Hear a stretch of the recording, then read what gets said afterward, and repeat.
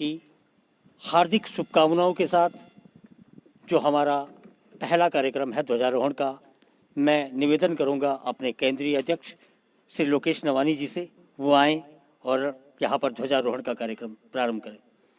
बाकी साथियों से निवेदन रहेगा कि जैसे ही ध्वजारोहण के बाद हमारे राष्ट्र के सम्मान में राष्ट्रगान यहाँ पर हम लोग करेंगे।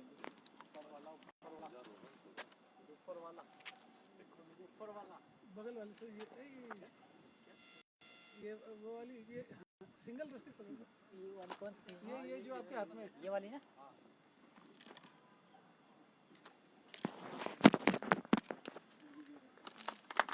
भारत माता की, भारत माता की, भारत माता की। जन गण मन अधिनायक जय हे भारत भाग्य विधाता। पंजाब सिंधु गुजरात मराठा द्राविड़ उत्कल बंगा, विंध्य हिमाचल यमुना गंगा उच्छल जलधि तरंगा। तब शुभ नामे जागे, तब शुभ आशीष मागे, गाए तब जय गाथा। जन गण मंगलदायक जय हे भारत भाग्य विधाता। जय हे जय हे जय हे जय जय जय जय हे। भारत माता की, भारत माता की, भारत माता की।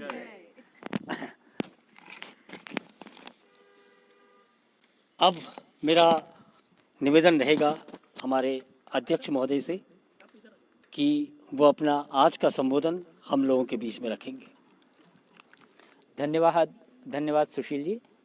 और 75वें गणतंत्र पर इस देश के तमाम नागरिकों के साथ साथ आप जैसे तमाम जागरूक नागरिकों को भी मैं जो प्रणाम, सलाम और शुभकामनाएं। दरअसल ये जो गणतंत्र की जो हमारी भारत की यात्रा है वो हम और आप जैसे लोगों से ही शुरू हुई है और आप सब उसी के प्रतीक हैं। आप उन्हीं लोगों के रूप हैं जो मूलतः एक जागरूक समाज है और एक इस देश के निर्माण में लगा हुआ है।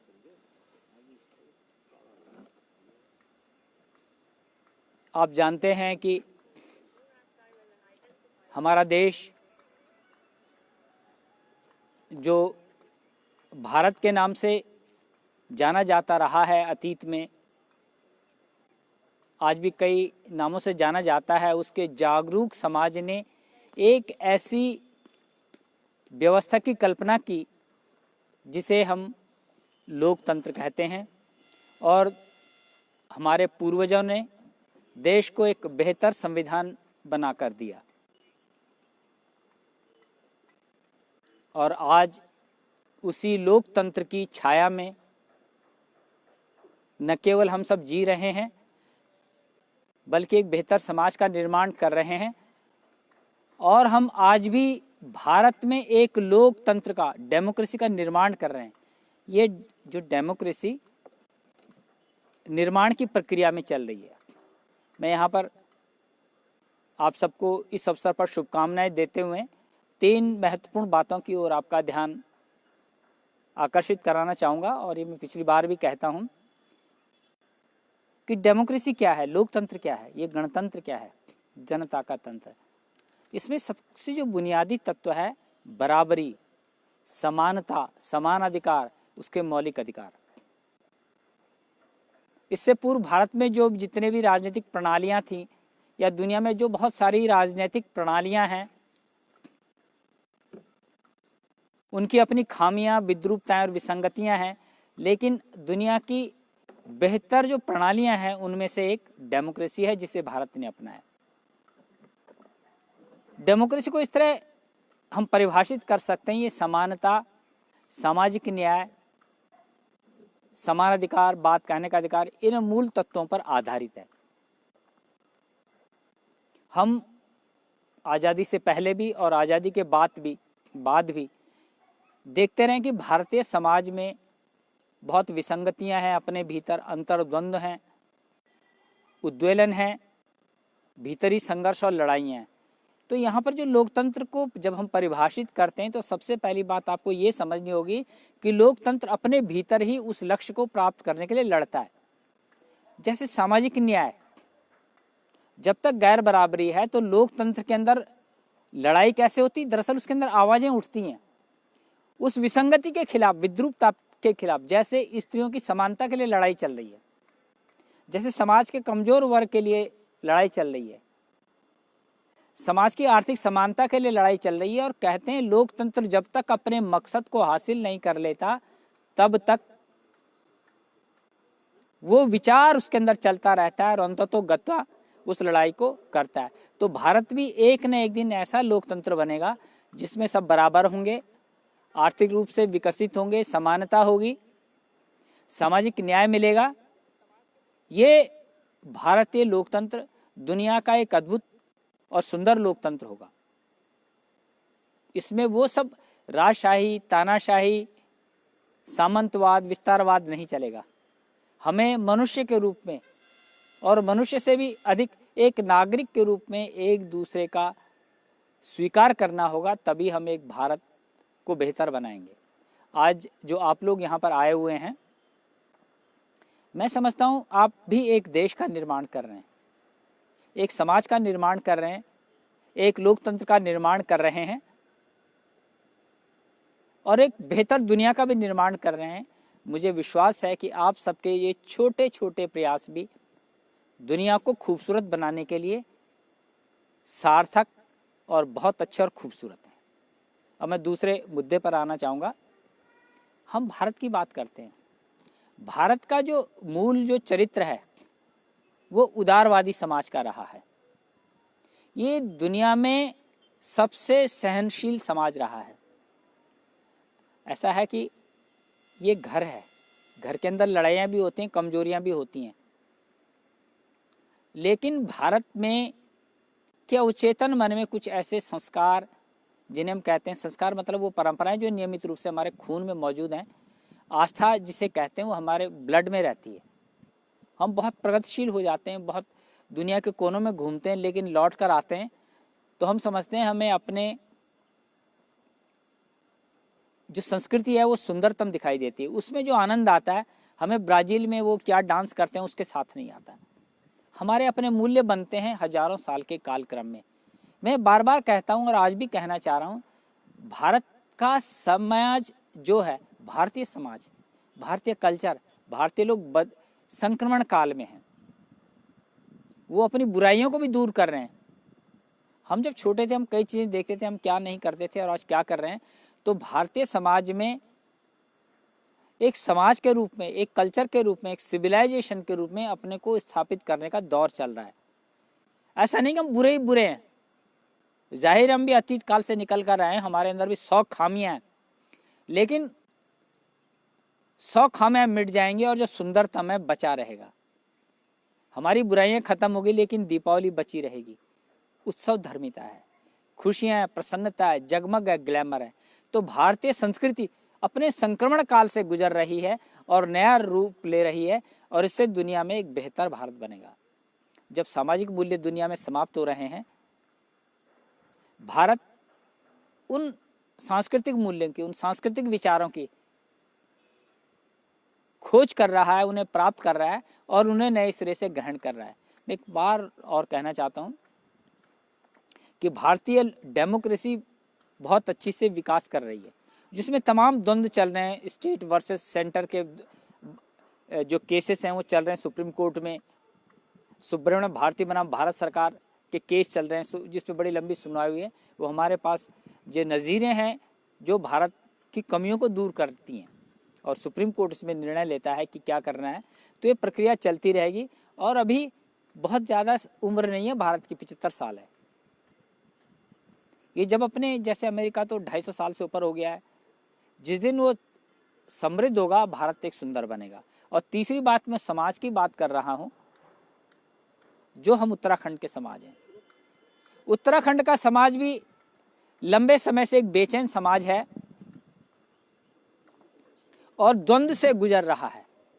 उसकी लड़ाई हम जिसे कहते हैं पलायन की लड़ाई के रूप में देखते हैं, दरअसल वो पलायन की लड़ाई नहीं है, समृद्धि और खुशहाली की लड़ाई है। हम उसके उत्तर नहीं ढूंढ पाए, हम अपने समाज को भी नहीं समझ पाए कि ये क्या चीज़, अपने संसाधनों को नहीं समझ पाए। हम समझते थे कि जो हिमालय है वो एक आफत है, लेकिन हम उसकी जो पोटेंशियल है हिमालय के समाज का और खुद हिमालय का, उसका उपयोग नहीं कर पाए। आप जानते हैं कि हिमालय के लोग सारे विश्व में जगह जगह व्याप्त हैं। आप लंदन जाएं, ब्राज़ील जाएं, आप नाइजीरिया चले जाएं, चीन चले जाएं, जापान चले जाएं, हमारी उपस्थिति है। तो ये समाज द्वंद्व से गुजर रहा है और इसकी जो असली लड़ाई पलायन की या किसी और चीज़ की लड़ाई नहीं है, इसकी लड़ाई थी समृद्धि और खुशहाली की। और ये समझ आने लग गई है और इस लड़ाई को भी हम जीतेंगे। और जो नया एक उत्तराखंड में आंदोलन चल रहा है समृद्धि और खुशहाली का, इसको लोगों ने समझना शुरू कर दिया है। और मैं यहाँ पर इस बात को मैं अपनी किस्मती समझता हूँ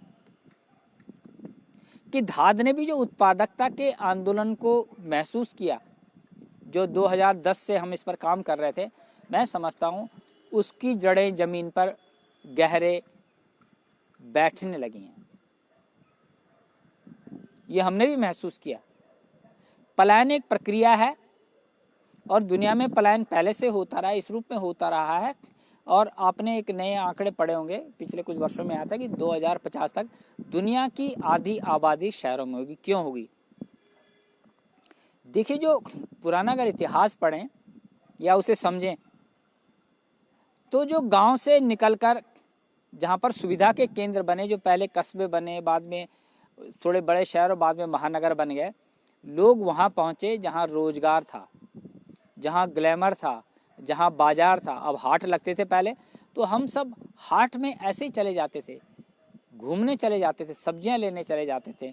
तो शहरीकरण, वो जो हाट थे उनका बड़ा हुआ रूप है और आधुनिकीकरण में समस्त सुविधाओं के केंद्र हैं, इसलिए लोग शहरों में जरूर आएंगे, जिसे हम रोक नहीं सकते। लेकिन जो हमारी मूल भूमि है, जैसे यूरोप में लोगों ने क्या किया, वो शहरों में बसे, उनके फार्म हाउस गांव में थे, उन्होंने वहाँ फलों को उत्पादक बनाया, फलों से उत्पादक, फसलों से इत्यादि इत्यादि जो भी किया। उत्तराखंड में भी एक नई विजन आरंभ हो रही है और मैं समझता हूँ, मैं गर्व महसूस करता हूँ कि इस मुद्दे को धाद ने भी समझा और 2010 में गांव को उत्पादक बनाने के जैसे सवाल को उठाया। ये कैसे हो सकता है? क्योंकि एक प्रोसेस में समझ आता है कि हम क्या कर रहे हैं। लेकिन मैं एक कोशिश मानता हूं कि ये दरअसल धाद, जो मैं उत्तराखंड के समाज की बात कर रहा हूं कि द्वंद्व में जीता हुआ समाज है, बेचैन समाज है, और हमने सवाल को उठाया, तो दरअसल धाद उत्तराखंड को समृद्ध नहीं बना रही, इस देश को समृद्ध बनाने की कल्पना करती है। जब यहाँ का आदमी समृद्ध होगा, खुशहाल होगा, तो उत्तराखंड की जीडीपी देश की जीडीपी है, उसी में शामिल होगी। हम उस देश की अर्थव्यवस्था का निर्माण करेंगे और एक सभ्य समाज के रूप में जो एक्टिविटी कर रहे हैं, ये लोकतंत्र को मजबूत कर रहे हैं। धाद एक भले ही छोटी संस्था है, बहुत कम लोग हैं, बहुत अनजान लोग हैं, लेकिन वो इस देश में एक योगदान कर रहे हैं। मैं समझता हूँ आप सब यहाँ पर जो आए हैं, आप सबका योगदान महत्वपूर्ण है। और ये हमारा, ये धाद की जमीन नहीं है, इस देश की जमीन है, इस देश के पेड़ हैं, इस देश की हवा है, इस देश का पानी है, जो हम उसके निर्माण कार्य में लगे रहें। और हम इतना करके, अब ऐसा तो है नहीं कि सारा धरती पर हम खुदाई कर दें, पेड़ लगा दें, नहीं, मोटिवेट कर रहे हैं, मोबिलाइज कर रहे हैं। किसको? समाज को। जो इसकी वेव्स हैं धाद की, समाज के बीच जा रही हैं और बहुत पॉजिटिव परिणाम आ रहे हैं। देखिए, मैं अभी शांति जी से बात कर रहा था कि जब भाषा आंदोलन हमने चलाया था उत्तराखंड में, तो लोग कहते हैं मूर्ख लोग हैं, हालांकि मुझे ये शब्द यहाँ पर इस समय नहीं बोलना चाहिए था, पर मैंने बोल दिया, पर कहते थे क्योंकि हम अभी बहुत बड़े लोग ने, इसलिए चलो बोल भी दिया। लेकिन देखिए, आपको मालूम होना चाहिए आज सब उसे फॉलो कर रहे हैं। ये जो दुनिया में संस्कृतियों को बचाने की बात चल रही है, कल्चर को बचाने की बात चल रही है, बड़े बड़े आदिवासी संग्रहालय हैं। अभी मैं मध्य प्रदेश के गांव में घूम कर आया, देख कर आया वहाँ, तो ये उसी का हिस्सा है, ये कोई फालतू बात नहीं है। हम दरअसल इस भारत की जमीन पर, इस धरती पर एक संस्कृति की रक्षा के लिए काम कर रहे हैं। ठीक इसी तरह हमने समाज की समृद्धि के लिए काम किया। तो ये हमारे उत्तराखंड के एजेंडे नहीं है, ये समृद्ध भारत के, खुशहाल भारत के, सुंदर भारत के एजेंडे हैं।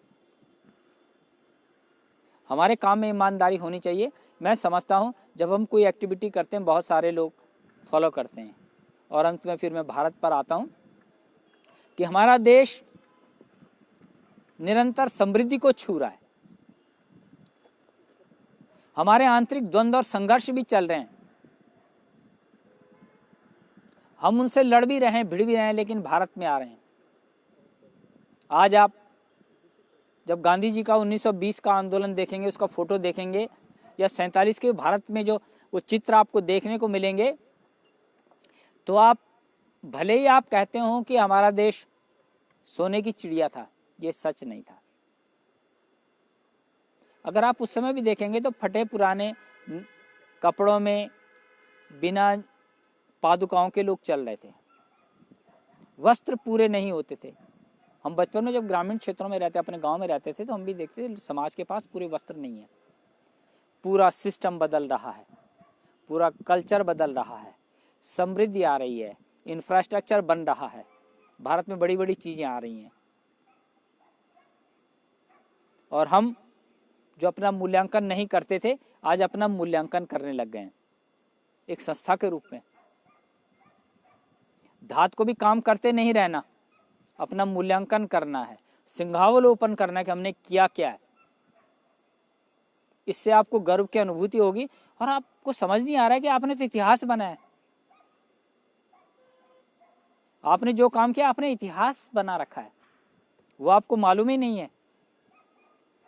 तो मैं समझता हूं कि हम इस देश के निर्माण के लिए कार्य कर रहे हैं। हमने जितना सोचा, इस देश के लिए सोचा। देश बहुत व्यापक, बड़ी टर्म है। ऐसा नहीं कि मैं चेन्नई में जाकर या केरल में जाकर काम कर सके। हम जो कहते हैं, जो लोकल, जो हमारी जगह है, स्थानीयता, संस्कृत में स्थान बल बोलते हैं, एक शब्द है कि कौन कहां पर काम कर सकता है, जो जहां उपस्थित रहता है। मैं सारे भारत के विकास की कामना करता हूं, लेकिन काम एक ही जगह रहकर कर सकता हूं, मैं चेन्नई में जाकर नहीं कर सकता। हम इसी धरती पर रहकर इसे सुंदर बना सकते हैं और इस भारत के विकास में योगदान दे सकते हैं। आज हमारा जो नेतृत्व है देश का, आप आश्चर्यजनक चीजें देख रहे हैं कि कॉमन मैन उभर कर कहां कहां पर आ रहा है और क्या क्या कर रहा है। ऐसे लोग जिनके नाम कभी हमने सुने नहीं थे, अचानक शिखर पर पहुंच रहे हैं, इस देश में कर रहे हैं। एक कॉमन मैन का, आम आदमी का शिखर पर पहुंचना भी देश के गणतंत्र की ताकत है। गणतंत्र ने आज ये फीलिंग हमें दी है कि धात ध्वजारोहण कर रही है, उस राष्ट्र को सैल्यूट कर रही है जिसके हम नागरिक हैं। तो मैं इतना ही कहना चाहूँगा, और पूरे देशवासियों को, पूरे उत्तराखंड वासियों को और धात के सभी साथियों को 75वें गणतंत्र पर एक बार पुनः बहुत बहुत शुभकामनाएं और धन्यवाद। धन्यवाद नवानी जी। आपके प्रेरणादायक जो विचार हैं वो निस्संदेह हम लोगों के लिए एक प्रोत्साहन का काम करेंगे। ये हमारे आज के कार्यक्रम का औपचारिक पक्ष यहाँ पर समाप्त होता है। इसके साथ हम चाहते हैं कि जितने भी साथी आज हमारे यहाँ पर उपस्थित हैं, हम चाहेंगे कि एक धात के साथी के रूप में हम इस देश को, इस समाज को क्या योगदान दे सकते हैं और कैसे दे सकते हैं। मैं चाहूँगा कि बारी बारी से सब स्वेच्छा से आकर यहाँ पर अपने विचारों को रखेंगे। स्वेच्छा से जो भी पहले आओ पहले पाओ। नहीं, स्वेच्छा से, फिर हम जो नहीं आएगा उसको बुलाएंगे फिर। और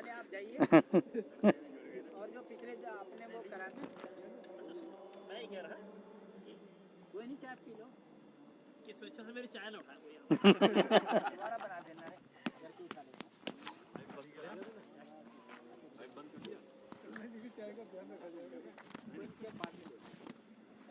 सबको भारत के 75वें गणतंत्र दिवस की बहुत बहुत शुभकामनाएं। और सबसे पहले जो आज का जो संविधान जो 26 जनवरी 1949 में अंगीकार किया गया था और 26 जनवरी 1950 में जिसको विधिवत रूप से देश को एक गणतंत्र के रूप में घोषित करते हुए उसको अंगीकार किया गया, उसे घोषित किया गया, तो मैं चाहूँगा कि हम उसे पढ़ें ज़रूर, क्योंकि जिस भारत ने 1950 के बाद जन्म लिया, उस भारत में इस बात को लेकर के बहुत सचेत एक धारणा बनाई गई थी कि जितने भी हमारी समाज में विषमताएं, विद्रूपताएं, असमानताएं हैं, उनको सबको ध्यान में रखते हुए जिस देश का अंतिम आदमी है, जो सबसे कमज़ोर आदमी है, गांधी की भाषा में कहा जाए, उस तक भी न्याय पहुँचे, उस तक भी वो व्यवस्था पहुँचे, उसके लिए उसको अभिकल्पित किया गया, उसके बारे में सोचा गया। तो उसको संविधान का जो वो लिखा जाता है कि हम भारत के लोग भारत को एक संपूर्ण प्रभुत्व संपन्न, समाजवादी, पंथ निरपेक्ष, लोकतंत्रात्मक गणराज्य बनाने के लिए तथा उसके समस्त नागरिकों के सामाजिक, आर्थिक और राजनीतिक न्याय, विचार, अभिव्यक्ति, विश्वास, धर्म और उपासना की स्वतंत्रता, प्रतिष्ठा और अवसर की समता प्राप्त करने के लिए तथा उन सब में व्यक्ति की गरिमा और राष्ट्र की एकता और अखंडता सुनिश्चित करने के लिए करने वाली प्रभुता बढ़ाने के लिए दृढ़ संकल्प होकर अपने इस संविधान सभा में आज तारीख 26 नवंबर 1949 ईस्वी को एतद द्वारा इस संविधान को अंगीकृत, अधिनियमित और आत्मार्पित करते। मैं वैसे ये औपचारिक भाषा है, लेकिन मुझे लगता है जैसे कुछ औपचारिकताएं हमको हमेशा करनी चाहिए। जैसे धाद में बरसों तक हम लोगों ने झंडारोहण को लेकर के हम अलग अलग देश के हिस्सों में शामिल होते रहे, लेकिन हमने धाद की तरफ से झंडारोहण की शुरुआत स्मृति वन के बनने के पश्चात शुरू करी। और यहाँ पर मैं विमल रतूड़ी को इसलिए विशेष रूप से याद करता हूँ, मुझसे पूछता था कि सर हम धाद से जुड़े हैं, इसमें झंडारोहण क्यों नहीं करते हम सामूहिक रूप से। और तब मुझे लगता था कि हमको समूह के रूप में, चूँकि हम वर्ष भर बहुत सारी गतिविधियाँ करते रहे, पहले हम अनौपचारिक रूप से करते थे, भाई औपचारिक रूप से करते हैं तो हमको करना चाहिए। तो एक स्वस्थ परंपरा पिछले कुछ वर्षों में विकसित हुई है और आज हम सब लोग जो यहाँ पर इकट्ठे हुए हैं और एक अच्छी दुनिया के अच्छे देश की कामना करने के लिए अपने अपने योगदान के साथ यहाँ पर इकट्ठा हुए। और मुझे स्मृतिवन में आकर के इस झंडारोहण को करते हुए एक आत्मिक संतोष का अनुभव इसलिए भी होता है कि हमने अपनी तरफ से इस देश के, जैसा कि लोकेश जी ने भी कहा, एक छोटे से हिस्से को, एक पथरीले हिस्से को, एक पत्थर और मिट्टी विहीन हिस्से को लहलाते हुए पेड़ों में तब्दील किया है और निरंतर उसको पेड़ बनाने के लिए संघर्ष कर रहे हैं। क्योंकि स्वाभाविक रूप से हरियाली की और वृक्षों की भूमि नहीं है, इसके बावजूद हमने अपने निरंतर सामूहिक श्रम से इसको ऐसा किया है। तो ये इस देश के लिए हमारा एक बेहतरीन योगदान है, क्योंकि इस देश के जो नीति नियंता हैं वो इस बात के लिए बहुत पॉलिसी बनाते हैं लगातार कि हमारी जो मरुभूमि है, जो हमारी जो अनुपजाऊ भूमि है वो उपजाऊ बने, वहाँ पर हरियाली आए, वो इस देश के पर्यावरण के लिए, यहाँ की हरियाली के लिए योगदान दें। तो यहाँ पर हम काम करके अपने काम के साथ हमने गणतंत्र दिवस को मनाने का एक बहुत गहरा अर्थ है।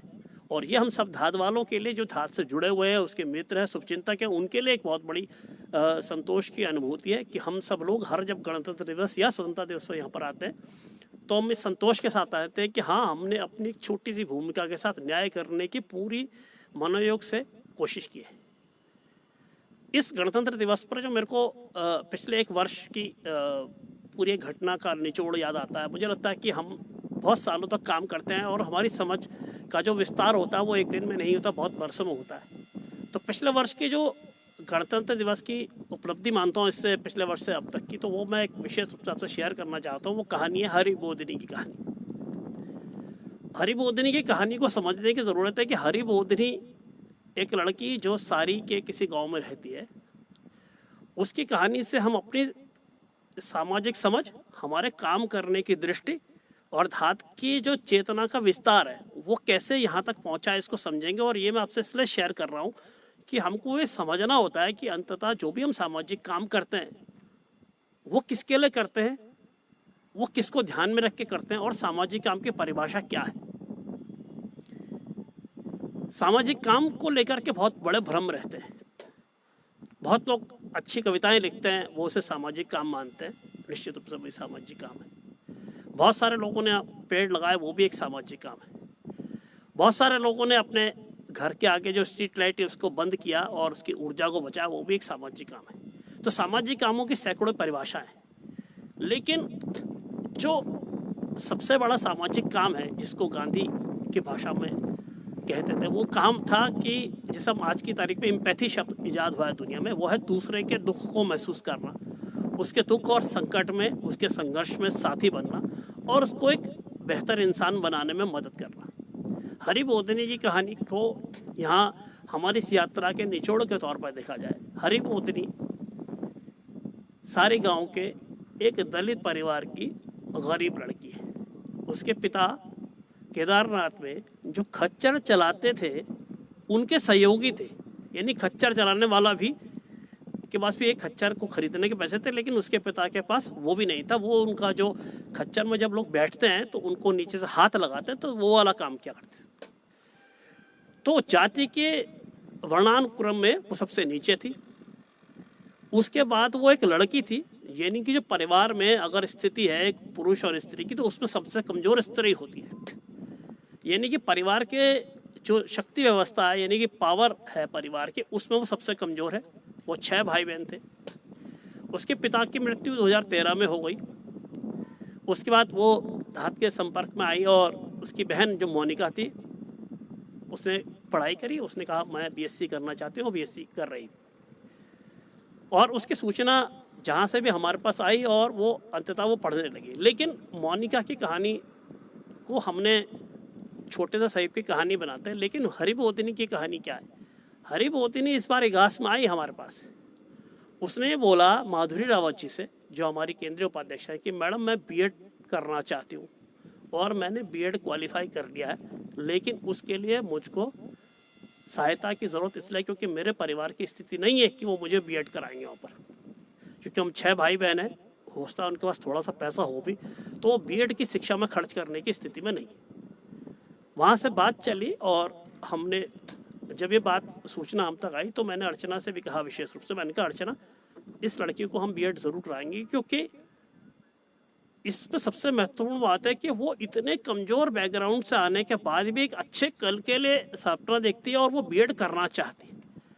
हम अंततः किसी की भी मदद, किसी भी मनुष्य की सशक्तता तभी कर सकते हैं जबकि उसके भीतर की इच्छा थी। उसने हमसे कहा और उसके बाद हम जैसा कि हमेशा करते हैं अपील करते हैं और हमारी अपील पर कुछ लोगों ने उसको सहयोग करने का तय किया और अंततः परसों बालिका दिवस पर उसने मुझे अपनी फीस की रसीद भेजी। उसने मुझे फ़ोन किया, उसने माधुरी जी को भी फ़ोन किया, उसने धन्यवाद दिया कि आपने मेरी मदद करी है। तो मैंने उसे कहा भी, मैंने कहा दरअसल में तुमने हमारी एक तरह से मदद करी है कि हमको ये समझ में आया है कि हमको अगर इस दुनिया की बड़ी भारी भीड़ में किसके साथ सबसे पहले खड़ा होना है वो समझना भी बहुत ज़रूरी था। काम तो सैकड़ों थे, लेकिन हरिबोधिनी का काम इसलिए पहले, वो उसका बोध हमको पहले इसलिए होना चाहिए था क्योंकि वो हमारे समाज के सबसे कमज़ोर कड़ी थी। एक लड़की, एक सबसे निचली जाति के क्रम से आने वाली लड़की जिसके पिता नहीं है, जो सबसे विपन्न और सबसे कमज़ोर खड़ी थी। हम उसके साथ खड़े हुए और फिर यहाँ पर मैं धात की यात्रा को, नवानी जी जैसे कह रहे थे कि हमको इस बात पर गर्व भी महसूस करना चाहिए कि जो हमने किया है, जो हमने किया वो क्या है। हमारे धात के खाते में कल अर्चना मुझे बता रही थी कि 22,000 रुपये के आसपास पड़े हुए। तो मैं वो अक्सर कहती थी कि सर इतना बड़ा काम करना है कैसे होगा। मैं उससे कहता हूँ कि दरअसल में बहुत सारे लोगों ने संस्थाओं को उत्तराखंड में इसलिए बनाया कि वो 3 साल अकाउंट्स बनाते हैं, फिर 80G और 12A के लिए अप्लाई करते हैं और किसी सरकार के गवर्नमेंट में जा करके अपनी वैधता को हासिल करते हैं, कुछ पैसा लाते हैं और समाज के लिए काम करने की कोशिश करते हैं। वो रास्ता एक अलग रास्ता है। लेकिन हमने जो वैधता हासिल करी है वो 3 साल के अकाउंट्स और 80G से नहीं हासिल करी। हमारी वैधता हमारे काम है और इतने सालों से हम अपने सारे काम करते हैं, हजारों लोगों को उसे लगातार बताते हैं। मैं सबसे कहता हूँ कि अपने काम को लोगों को शेयर कीजिए, वो इसलिए क्योंकि हम समाज से वैधता हासिल करना चाहते हैं। हम समाज का इन होल एक सर्टिफिकेट चाहते हैं कि हम सही काम कर रहे हैं या गलत काम कर रहे हैं। उसी वैधता का परिणाम है। मैं बार बार बता रहा हूँ कि हम जब भी रात को कोई सूचना डालते हैं कि इस बच्चे की शिक्षा में मदद करना है क्योंकि ये बच्चा पढ़ करके एक बेहतर इंसान बनना चाहता है, तो हमेशा 12 घंटे से पहले उत्तर आया है। पिछले कुछ वर्षों में देख रहा हूँ कि जब भी हमने किसी के लिए कॉल करी, इस लड़के की फीस 50,000 थी साल की, तो एक रास्ता ये था कि हम सब बोलते नीना जी आप भी जुटाइए, आशा जी आप दीजिए, वो सब दे ही रहे हैं पहले से। तो हमने कहा नहीं, हमारे लिए चैलेंज ये है कि हमको वो व्यक्ति वो मदद करे जो हमें जानता नहीं है, हमें वो व्यक्ति हमें रिकमेंड करे जो हमें जानता नहीं, जो हमारे समूह में नहीं है। और इस बार फिर ऐसा ही हुआ। उस लड़की के लिए कुछ अनजान लोग निकल के आए, उन्होंने कहा उसकी मदद करेंगे। तो ये जो उसकी लड़की के लिए निकल के आए, ये बताता है कि हमारे काम की सोशल एक्सेप्टेंस है, हमारी बात की एक सामाजिक शक्ति है जिसको कि लोग सुन रहे हैं, वो उसे मान रहे हैं, वो भरोसा करते हैं कि अगर आपने कहा है तो वो सच की एक हरी बोधनी होगी।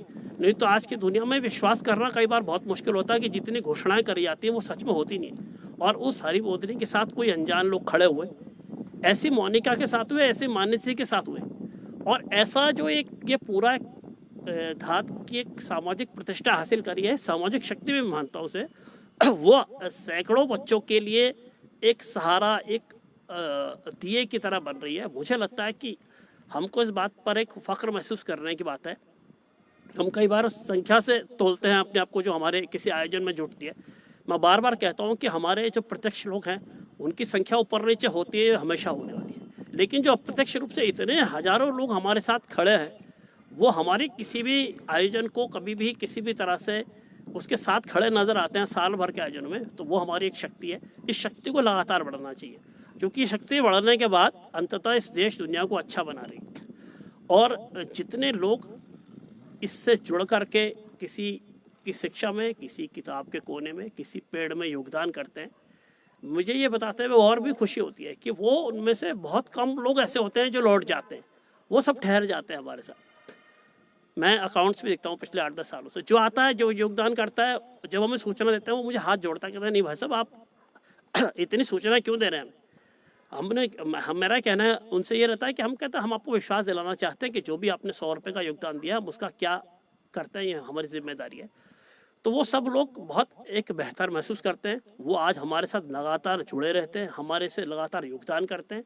और तब जबकि संस्थाएं अपनी, बहुत सारी संस्थाएं अपनी बैंक के अकाउंट से, बहुत बड़े जमीनों के तंत्र से या बड़े बड़े नेताओं के तंत्र से अपनी जगह बनाती है, हमारी जगह, हमारे आधार बिल्कुल अनजान लोग। आप हमारे डोनर्स की लिस्ट उठाइएगा, उसमें ना तो आपको कोई बड़े साहित्यकार दिखाई देते हैं, ना कोई बड़े पूंजीपति दिखाई देते हैं, ना कोई बड़े उद्योगपति दिखाई देते हैं। वो नितांत कॉमन लोग हैं। मेरे घर के बगल का कोई व्यक्ति जिसको कोई नहीं जानता, दिल्ली का कोई ऐसा व्यक्ति, इस बीच हरीश टोबरियाल जुड़े हमारे से जो गाजियाबाद से, ऐसे लगातार अनजान लोग आ रहे हैं। और ये हमारी शक्ति को दर्शाता है कि हमने एक नए दुनिया को हम लगातार बना रहे हैं, पोक कर रहे हैं, कि ताकि ऐसी एक सोसाइटी डेवलप हो जो सेंसिटिव हो, पेड़ों के प्रति सेंसिटिव हो, बच्चों के प्रति सेंसिटिव हो, उनकी शिक्षा को लेकर के सचेत हो और अपनी तरफ से कुछ अच्छा योगदान करने की इच्छा रखते हो। तो ये बात आपसे शेयर करते हुए मुझे फख्र है कि हमने जो पिछले वर्ष किया वो बहुत शानदार काम था।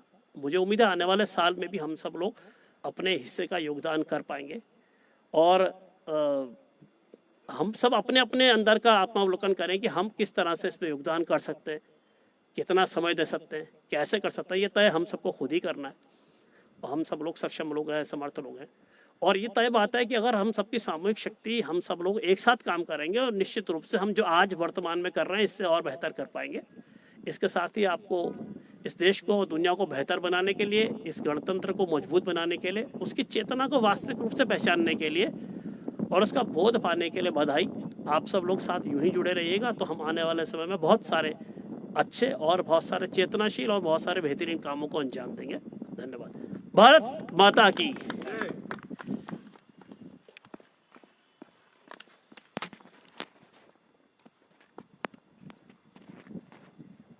डॉक्टर DC नोटियाल साहब से मेरा निवेदन रहेगा। नहीं, अब औपचारिक कार्यक्रम समाप्त हो गया, तो अपने विचारों की अभिव्यक्ति। भारत माता की, भारत माता की, भारत माता की। आदरणीय यहाँ पर सभी लोगों को मेरा नमन, नमस्कार। आज आज़ादी गणतंत्र दिवस के 75वें वर्षगांठ पर हम लोग सब यहाँ पर एकत्र हुए हैं। और किस तरह से अभी नवानी जी ने गणतंत्र के बारे में आपको विस्तार से बताया, हमारे तन्मय जी इस बात को कह रहे थे। और निश्चित तौर से चूँकि हमारे देश में भी अभी आज के ही 26 जनवरी को ही 1950 को ये संविधान लागू हुआ था, और इसको बनाने वाले जो लोग थे उन्होंने इसमें 2 साल 11 महीने और 18 दिन का समय लिया था, तब जाके संविधान हमारा बना। और एक प्रकार से आप कह सकते हैं कि जो वास्तविक आज़ादी, जैसे 1947 में अगर हमारा देश आज़ाद हुआ और 1950 में हमारा संविधान लागू हुआ, तो उस बीच की जो अवधि थी उसमें हमारे ब्रिटिश के ही कानून से हम लोगों का देश गवर्न होता था। तो वास्तविक रूप से अगर आज़ादी की बात कहें तो हमारे 26 जनवरी सन 1950 के बाद से, जब से हमारा संविधान लागू हुआ, तब से हम लोग इसकी वास्तविक आज़ादी से कर रहे हैं। तो आज के इस अवसर पर चूँकि हम लोगों ने कितनी प्रगति की, हम अपने क्या खोया क्या पाया, इसका सब आज चिंतन भी करते हैं। और राजपथ हो, जो अब कर्तव्य पथ हो गया है, उस पर हमारी सांस्कृतिक विरासत, हमारी सैन्य शक्ति, हमारी तमाम चीज़ों का प्रदर्शन वहाँ पर होता है। और हम लोग गौरवान्वित होते हैं कि हम लोग इस तरफ हमारे कदम बढ़ रहे हैं। आर्थिकी के क्षेत्र में जैसे कह रहे हैं कि हम 5वें स्थान पर आ गए हैं, और आगे बढ़ने की लगातार हम लोगों की कोशिश हो रही है। तो निश्चित तौर से अभी आपने देखा होगा कुछ समय पहले एक दिवाली फिर मनाई गई, जिसमें कहा कि साहब हम दिवाली मना रहे हैं, इसलिए मना रहे हैं कि अयोध्या में राम मंदिर की स्थापना हुई, रामचंद्र जी को उसमें प्राण प्रतिष्ठा हुई। तो निश्चित तौर से हमको भी लगता है कि भाई पूरे देश में राममय का वातावरण बना। तो मेरा मानना यह है कि भाई कहीं ना कहीं चूँकि भगवान राम को, मतलब अगर देश को आगे बढ़ाना है तो सिर्फ भगवान राम की पूजा ही नहीं करनी है, मंदिरों में प्राण प्रतिष्ठा ही नहीं करनी है, बल्कि भगवान राम के जो आदर्श थे, जो भगवान राम जी जिसके लिए राम कहलाए, अगर हम उन जैसा काम कर सकें तो तभी जो है इसकी सार्थकता भी है। क्योंकि भगवान राम के बारे में आपने देखा होगा कि उन्होंने जो है 14 वर्ष तक वनवास झेला, और उस वनवास में भी उन्होंने तमाम ऐसे काम किए होंगे। आसुरी शक्तियों से उन्होंने लोहा लिया, खुद उन्होंने अपने आप जंगलों में नंगे पैर रहे, ये सब कुछ झेला। तो कष्ट भी उन्होंने झेले। उसके बाद राम राज्य की परिकल्पना उनके द्वारा हुई। आपने देखा होगा भगत दशरथ जी के पुत्र थे, लेकिन शिक्षा भी उनकी जो है जंगलों में, जैसे ऋषिकुलों में होती थी। तो ऋषिकुलों में यही होता था कि भाई उनको सिखाया जाता था कि पहले आप जंगल से भिक्षाटन करो। जब भिक्षाटन करते रहे होंगे तो पसीने भी आते रहे होंगे, तो उनको एक एक दाने का उसको बर्बाद करने में अगर कुछ होता तो उनको उस पसीने की याद आती रही होगी कि भाई इतना पसीना बहा करके हम इस मोटे अनाज को लाएं, इस अनाज को लाएं। तो ये शिक्षाएं उस समय जो हमारी व्यवस्थाएं थी उनमें थी। और कहते भी हैं कि जो है अगर देश की आज़ादी की अगर बात करनी है तो शस्त्र उठाओ, और संस्कृति को अगर बचाना है तो शास्त्रों को पढ़ो, शास्त्रों को बचाओ। तो उन सब की बातों के बारे में बात अभी यहाँ पर चल रही थी। सभी नवानी जी ने बहुत विस्तार से कहा। एक छोटी सी घटना भी तन्मय जी बता रहे थे कि हरिबोधिनी की कहानी, और एक ऐसी कहानी मुझे भी पिछले वर्ष, क्योंकि हमारे इलाका गांव जो है हमारा बहुत इंटीरियर में ही है अभी भी, और गौचर से ऊपर काफ़ी दूर पड़ता है, 22 किलोमीटर आगे जा करके। और बहुत उस दूर से तो पता नहीं लगता कि ऊपर कोई आबादी होगी, लेकिन काफ़ी बड़ी आबादी वहाँ रहती है। 22-24 ग्राम सभाएँ हैं। तो वहाँ पर भी एक हमारे जानने वाले कोई थे, जानने वाले कि हमारे गांव के नज़दीक के थे बेटी जी, और वो बहुत अच्छे मूर्तिकार थे। गांव में उनका अपना एक कारोबार वैसा चलता था। तो किसी लकड़ी को काटते समय पेड़ में चढ़े, और पेड़ में चढ़ने के बाद उनके साथ ऐसी घटना घटी कि जिस पेड़ का जिसको काट रहे थे वो उल्टा फांगा उनकी तरफ आ गया और उनके पेट पर लगा या सिर पर लगा। तो उनके साथ का जो नीचे हेल्पर था उसने उनको देखा तो वो तो डर के मारे भाग गया, और वो पेड़ पे ही रह गए और उनका साथ ब्लीडिंग ज़्यादा हो गई। तो जब तक लोग वहाँ पहुँचते तो रास्ते में आते आते उनकी मृत्यु हो गई, क्योंकि हमारे यहाँ तो हॉस्पिटल था नहीं, तो लाना पड़ता है उनको श्रीनगर, और श्रीनगर हमारे गांव से करीब नहीं पड़ता होगा, 2.5-3 घंटे का रन तो है, और बहुत जल्दी से जल्दी में आएंगे तब भी 3 घंटे लगेंगे। तो रुद्रप्रयाग से आगे आते आते उनकी वो एक्सपायर हो गए। अब एक्सपायर हो गए तो उनके सामने सबसे बड़ी समस्या ये होगी, उनके 3 बच्चे हैं और एक पत्नी उनकी जो भी अभी थोड़ी बहुत पड़ी हुई रही होंगे। तो फरवरी में 23 में उनके साथ ही घटना घटी। तो उनके सामने एक प्रकार से आर्थिक चलाने की, घर की व्यवस्था चलाने की बड़ी दिक्कत आनी शुरू हो गई थी। तो उनमें से किसी ने कहा यार कि चलो हमारी जान बचाने गए, तो उन्होंने मुझे एक दिन फ़ोन कर दिया कि भाई साहब इनकी नौकरी लगानी है। अब नौकरी लगाना तो बड़ा आसान तो होता नहीं, फिर गांव की महिलाओं को नौकरी लगाने की बात, और नौकरियाँ इतनी ज़्यादा आजकल हमारे पास है भी नहीं। तो मैंने थोड़ी देर सोचा, मैंने कहा आपने नौकरी मतलब क्यों करना चाह रहे हो आप, मतलब गाँव में तो फिर भी आपको खेती बाड़ी कर ही रहे हैं, थोड़ा बहुत हो ही रहा होगा। तो उन्होंने कहा बच्चे पढ़ाने। तो मेरे दिमाग में सीधे बात आई, मैंने कहा बच्चे आपकी क्या क्या कर रहे हैं? तो उन्होंने कहा मेरी 2 लड़कियां हैं और एक बच्चा है। तो दोनों लड़कियां वो वहीं स्कूल में पढ़ रही थी। तो मैंने कहा अगर आपने बच्चे पढ़ाने के लिए नौकरी करनी है तो बच्चों को पढ़ाने की व्यवस्था हम आपकी करा देंगे। तो तब तैयार हुआ। तो तुरंत उनके मुँह से निकला कि मेरी तो इच्छा यही है कि इनको पढ़ाना है किस तरीके से। तो हमने कहा कि ठीक है भाई आप भेजिए। मैंने तन्मय जी से सवेरे कहा, मैंने कहा भाई ऐसे हमारे गांव का एक मामला है, अगर आप इसकी थोड़ी मदद कर देंगे तो मुझे लगता है कि जो है। तन्मय जी ने कहा कि क्यों नहीं होगा, बिल्कुल हो जाएगा भाई साहब। और आज वो बच्चियां उनको मदद मिलनी शुरू हो गई है और वो बड़े प्रसन्न है। और उन्होंने वहाँ जाकर काफ़ी लोगों से कहा भी कि भाई हम तो वैसे समझ रहे थे, पर हम वो चूँकि यहाँ आए भी थे, हमने कहा भाई आपको एक बार यहाँ आना पड़ेगा। और वो पिछली बार यहाँ आए थे, तो अभी मदद भी उनके साथ पहली बार गई है। तो यहाँ पर आए और आप लोगों ने उनको जिस तरह से तन्मय जी ने उनके साथ उनको FRI या जहाँ वो ले गए होंगे, तो उन्होंने उसका वर्णन वहाँ अपने गांव में अपनी माँ, उनकी माँ तो नहीं आई थी यहाँ पर, लेकिन जिनके साथ वो आए थे उन लोगों ने वहाँ पे बताया। और उन्होंने वहाँ जाके फ़ोन मुझको करके बताया कि बच्चों को बड़ा अच्छा लगा। और ये एक शुरुआत जो आपने किया, तो वो अपना रोना धोना शुरू कर रहे थे। मैंने कहा रोने की कोई बात नहीं, तुमने बच्चे पढ़ाने हैं तो बच्चे तुम्हारे नहीं हमारे। तन्मय जी ने उनसे कहा था अब तुम धाद में आ गए, तो अब धाद की जिम्मेदारी हम तुमको, जहाँ तक तुम पढ़ोगे वहाँ तक हम उनको पढ़ाएंगे। तो ये ऐसी घटनाएं हैं कभी कभी क्या होती है कि जो कहते हैं ना कि जैसे मेहंदी आप अगर हाथ पर लगाते हैं तो जिसके हाथ पर लगती है तो उसको तो खूबसूरती होती ही होती है, लेकिन जो लगाने वाले हाथ हैं उनके में भी सुगंध आती है। तो ये शिक्षा का काम और ये शैक्षणिक विस्तार का काम जो है, ये निश्चित तौर से समाज में एक प्रकार से बहुत जो अभी हरिबोधिनी की आप कथा बता रहे थे, मैं अपने इलाके की बात बता रहा हूँ। तो इस तरह से काफ़ी लोग इसमें धीरे धीरे करके हम लोगों के साथ जुड़ रहे हैं। तो निश्चित तौर से जो काम हम लोग कर रहे हैं वो धीरे धीरे समाज के बीच में जा रहा है। तो आज के अवसर पर हमारा कहना यही है कि भाई हम जो भी काम करें, जो भी हम वो करें, वो कहीं ना कहीं चूँकि वो किसी बड़े व्यक्तियों से नहीं, किसी सरकार से नहीं, किसी उससे नहीं, हम लोग आपस के सहयोग से आपस में एक दूसरे से मिल करके अपने संसाधनों से इसको आगे बढ़ा रहे हैं। और यही समाज में सबसे बड़ी शक्ति होती है कि हम कोऑपरेटिव सिस्टम जिसे कहते हैं, एक आदमी से चाहे 1 ही रुपया मिले, 10 ही रुपया मिले, लेकिन सबकी जब भागीदारी होती है तो उसमें सबको लगता है कि मेरा काम है और मुझे इसमें काम करना है। तो निश्चित तौर से स्मृति वन भी इसका एक उदाहरण है। और कहते हैं ना कि लोग आप देशभक्ति है, वृक्षों को पालना, वृक्षों को लगाना, ये भी एक प्रकार से देशी भक्ति है। तो जो भी काम हम करें, जिस तरह से हम ये काम कर रहे हैं, चाहे स्मृति वन बना रहे हैं, चाहे मिलेट्स के बारे में अभी नवानी जी कह रहे थे कि जो मोटे अनाजों को धीरे धीरे हम गाँव की तरफ ले जा रहे हैं। माल्टा, मेरे गाँव में, मेरे घर में खुद 20 पेड़ थे। जब मैं गोबसर रहता था इतने बड़े बड़े माल्टे होते थे। आज वो सारे माल्टे खत्म हो गए क्योंकि उनकी परवरिश नहीं हो पाई, कुछ हम लोग भी नहीं देख पाए, और कुछ जानवर भी वहाँ ज़्यादा बंदर इतने ज़्यादा रहते हैं गाँव में, क्यों करते हैं। और धीरे धीरे उसकी वक़्त भी नहीं थी, क्योंकि जो है मिलते थे तो बहुत ज़्यादा लोग उनको वैसे समझते अरे यार माल्टा है क्या खाना। तो अब धीरे धीरे लोगों की समझ में आने बैठ गई है और गाँव में भी लोग अब धीरे धीरे जा रहे हैं।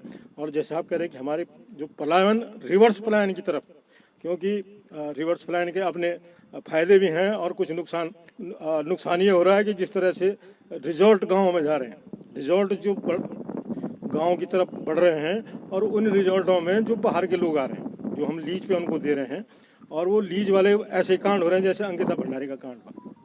तो जो पर्यटन इस तरफ जा रहा है, तो उस पर्यटन पर भी थोड़ा सा हमारा ध्यान ही जाना चाहिए कि हमारे समाज में मतलब अच्छे लोग जाएं ऊपर तो तब तो ठीक है, लेकिन अगर रिजल्ट के रूप में वो लोग जिसके लिए हम ये अभी एनएच के बनने के 2 घंटे में हम दिल्ली से यहाँ पहुँच जाएंगे और आगे की सड़कें तो ऐसी है ना, यहीं तक तो पहुँचेंगे लोग। तो हमारा कहना यह है कि वो जो पर्यटन जिस तरह से रिजल्ट का जो कल्चर अब धीरे धीरे पहाड़ों की तरफ जा रहा है, और उस पहाड़ों में वो रिजल्ट में चूँकि वो खुद तो जो अपने आप कर रहे हैं वो तो ठीक भी चला देंगे, लेकिन जो लोग बाहर से जा करके जो लीज पे ले रहे हैं या उनसे खरीद दे रहे हैं, तो वहाँ का जो कल्चर हो रहा है वो एक बहुत मतलब उस पर अब हम धीरे धीरे उस पर चिंता करने की आवश्यकता है, लोगों को अवेयर करने की आवश्यकता है, गांव के लोगों को जागृत करने की आवश्यकता है कि भाई आपकी ज़मीनें बाहर के लोगों को अगर आप देंगे तो कहीं ना कहीं जो है वो कल्चर यहाँ पर आ जाएगा, जो हमारे बाहर के विदेशों में है, थाईलैंड में जहाँ थाईलैंड हुआ, इधर हुआ, मालदीव हुआ, उधर की तरफ जा रहे हैं, तो वो कल्चर यहाँ ना आ जाए, इससे भी हम लोगों को रोकना है। तो निश्चित तौर से आज के 26 जनवरी के इस अवसर पर हम सब लोग यहाँ पर एकत्र हुए हैं और कहीं ना कहीं हम लोगों की भावनाएँ हैं कि हम इस देश के विकास में, इस प्रदेश के विकास में, इस संस्कृति के विकास में हम लोगों का योगदान होना चाहिए। निश्चित तौर से हाल में एक बड़ी खुशी की बात मुझे जो लगती है कि इसमें अब युवा लोग धीरे धीरे जुड़ते जा रहे हैं, और युवा जब किसी चीज़ में जुड़ता है आगे, तो मुझे लगता है कि कहते हैं ना कि जो है युवाओं के आने से एक नई ऊर्जा, एक नई शक्ति संगठन में आ जाती है। और युवाओं का तो आपने स्वामी विवेकानंद जी ने तो जो है 32-33 साल में ही चले गए थे, लेकिन युवा थे और युवाओं को उन्होंने जोड़ने का हमेशा काम किया, और युवा ही हर चीज़ में आगे जब रहते हैं तो कोई ना कोई हमारी शक्तियाँ बढ़ती रहती हैं। तो धीरे धीरे युवाओं का आकर्षण इसमें हो रहा है। भाई शुभम जी आ गए हैं यहाँ पे, आपके पहले से रविंद्र था, वो आजकल कहीं और चला गया, लेकिन वहीं से बात करता रहता है, बिमल जी की बात आप करते रहते हैं, तो सब लोग आ रहे हैं, बड़ी खुशी की बात है। एक बार पुनः मैं आप सबका आज के इस 26 जनवरी के अवसर पर आप सबको शुभकामनाएं देता हूँ। धन्यवाद।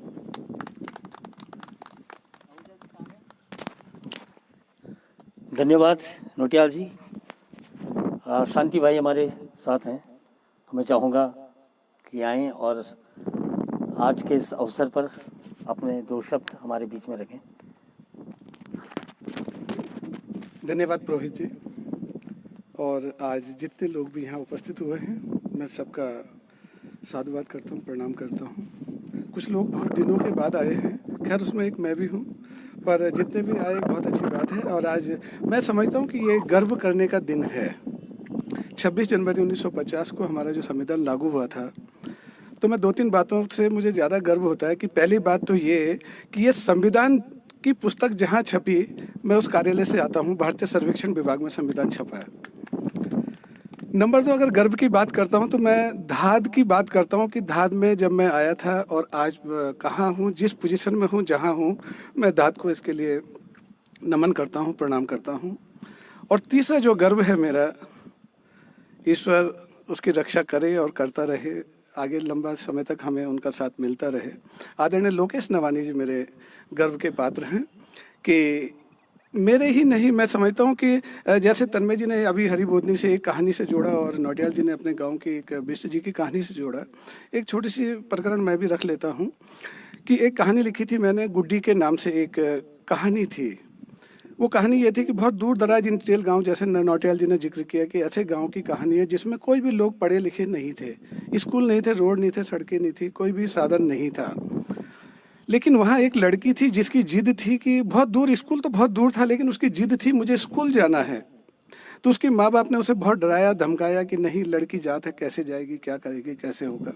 लेकिन उसकी जिद थी, उसने कहा नहीं मुझे जाना है तो जाना है। कहानी में बहुत सारी चीज़ें हैं। तो एक दिन उसकी माँ और पिता उसके आगे हथियार डाल देते हैं और उसको स्कूल भेजने के लिए तैयार हो जाते हैं। जब वो लड़की थोड़े दिन स्कूल जाती है तो वो देखती है कि ये जो बच्चे हैं ये दूध का डोलू लेकर के जाते हैं, शाम को घर आते हैं, तो ये क्या है। उसने अपने घर में जिद करी कि मुझे भी 2 किलो दूध दे दो। उनकी गाय 1 किलो भी दूध नहीं देती थी, लेकिन उसकी जिद के आगे उसके पिताजी को 1 की बजाय 2 गाय लेनी पड़ी और 2 किलो दूध उसे, पहले 1 किलो फिर 2 किलो दूध उसे देना पड़ा। महीने में जो पैसे आते थे वो पैसे जब उसके घर में आने लगे तो उसके माँ बाप की आँख और कान, दिमाग के सारे पुर्जे खुल गए। उनको लगा ये बच्ची इतनी छोटी है, ये बात हमारी समझ में क्यों नहीं आई, इसकी समझ में ये बात कैसे आ गई। तो मैं उस बच्ची को नवानी जी के साथ जोड़ता हूँ कि नवानी जी ने, वो भी एक बच्चे थे उस जमाने में, कहते हैं कि अभी उन्होंने कहा कि भाई हम बहुत अकल वाले नहीं थे और ये नहीं थे, लेकिन मैं समझता हूँ कि नवानी जी उस समय हो सकता है कि आप पे अकल नहीं रही हो, लेकिन आपने वो काम कर दिए जो काम कि हमारे समाज को बहुत आगे लेके गए हैं। आपने लोक भाषा आंदोलन का जो आंदोलन को आगे किया, जिसके आप सूत्रधार बने, दिल्ली से आप उस आंदोलन को उत्तराखंड में लेके आए। और आज मैं उत्तराखंड की बात करूंगा, वो गढ़वाल हो या कुमाऊं हो। कुमाऊं में अगर आप लोक भाषा की बात करते हैं तो वहाँ हयात सिंह रावत जी हैं जो लोक भाषा के लिए सक्रिय माने जाते हैं। ऐसे बहुत सारे लोग हैं, लेकिन हयात सिंह रावत जी ने भी काम लोकेश नवानी जी से के सानिध्य में किया है। और उत्तराखंड में तो जितने लोग हैं वो सब लोगों ने नवानी जी से सीखा है। और धाद, जैसे मुझे अभी याद आया कि तन्मय जी ने कहा कि हम पहली बार स्मृति वन में हमने झंडारोहण किया। मुझे लगता है कि 7-8 की कहीं बात है, तब हमारा कार्यालय, हम शब्द संस्कृति के साथ जुड़े हुए थे LIC बिल्डिंग के साथ में, वहाँ पर भी हमने 2-3 बार ध्वजारोहण किया है। और कई बार हमने ध्वजारोहण फिर अलग अलग जगहों किया है, स्कूलों में और कई जगह किया है। तो ऐसा नहीं कि हम इस परंपरा को निभा रहे हैं और बराबर निभा रहे हैं, और ये आगे भी निभाते रहेंगे जब तक शरीर पर जान है। मुझे लगता है कि हम इस ध्वज के नीचे हम रहेंगे। तो मेरा कहने का मतलब ये है कि नवानी जी ने, ये वो व्यक्ति हैं कि मैं समझता हूँ कि ये विचारों के एक शब्दकोश हैं। लोग तो विचारों की किताब कह सकते हैं, मैं किताब नहीं, मैं शब्दकोश कहूँगा कि इनके शब्दों में, हर शब्द में एक नया विचार होता है, हर बार एक नया विचार रखते हैं। और मुझे खुशी है इस बात की, इस बात का बड़ा गर्व होता है कि हमारे धाद के विचार लोगों ने एक्सेप्ट किए और उसको उन्होंने इम्प्लीमेंट किया। और आज बहुत बड़े बड़े नाम से लोग आयोजन कर रहे हैं और आगे करते रहेंगे। धाद ने हर बार एक नई ऊर्जा दी है, नई सोच दी है, नया विचार दिया है। और उस पर जब लोग काम करना शुरू कर देते हैं तो धाद उस विचार को बदल करके नया विचार आगे लाते हैं। और हम उस पर आज धाद की जो स्ट्रेंथ है, जो नौटियाल जी ने बात की, आपने हरिबोधनी तक आप पहुँचे, तो ऐसे ही नहीं पहुँच गए। ये 38 साल की आपका सफ़र है। 38 साल के सफ़र में आप यहाँ पहुँचे हैं, तो मुझे लगता है कि अब तो हम बहुत कुछ जान गए हैं, हमें समझ है, हम कुछ भी करते हैं तो वो काम सफल होता है। उस समय की आप बात करें जब रोडें नहीं थी, सड़कें नहीं थी, आवागमन का साधन नहीं था, फ़ोन नहीं थे, उस ज़माने में जब धाद काम कर सकती है तो आज तो ऐसी कोई बड़ी बात नहीं है। बस मेरा ये है कि हम बहुत भाग्यशाली हैं कि लोकेश नवानी जैसे व्यक्ति के साथ हम काम कर रहे हैं।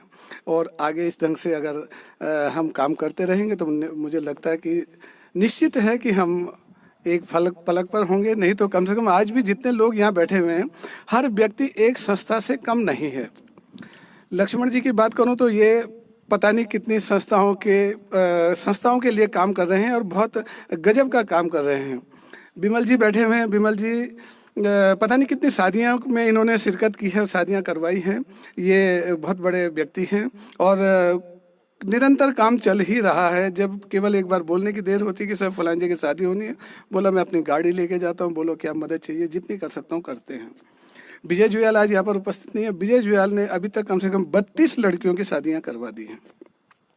ऐसे हमारे बहुत सारे इंस्टीट्यूट हैं।